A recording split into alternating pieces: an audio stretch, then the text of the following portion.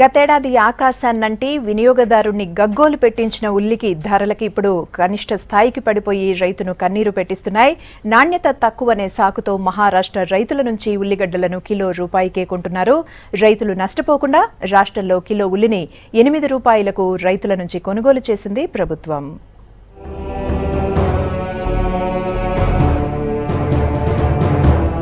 దేశంలో ఉల్లి రైతులను సంక్షోభం వెంటాడుతోంది. గతేడాది భారీగా దిగుబడులు రావటంతో రేటు దారుణంగా పడిపోయింది. 4 ఏళ్ల కనిష్ట స్థాయికి ధర పడిపోవడంతో రైతులు ఆందోళన చెందుతున్నారు. తెలుగు రాష్ట్రాల్లో టోకు ధర 2 నుంచి 8 వరకు పలుకుతుండగా ఓపెన్ మార్కెట్లో 12 రూపాయల నుంచి 20 రూపాయల దాకా అమ్ముతున్నారు.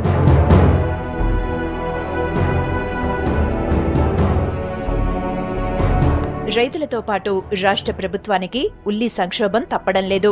ఉల్లిని పండించడానికి 8 రూపాయలు ఖర్చవుతుండటంతో వారిని ఆదుకునేందుకు కిలోకు అదే ధరను చెల్లించి నేరుగా పొలాల దగ్గరే కొనాలని నిర్ణయించింది.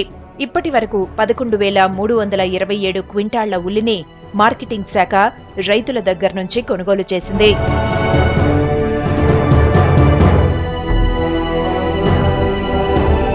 నాణ్యత బాగున్న కొద్ది శాతం ఉల్లిగడ్డలను మాత్రమే కిలో 4 రూపాయలకు అమ్ముతున్నారు.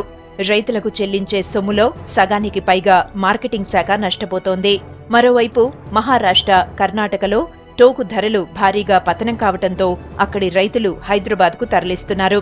తెలంగాణ, ఏపీలో పండే వాటితో పోలిస్తే మహారాష్ట్ర ఉల్లిగడ్డలు పెద్దగా ఉండటంతో వాటికి ఇక్కడి మార్కెట్లో కిలో 5 రూపాయల నుంచి 8 రూపాయల వరకు ధర పలుకుతోంది.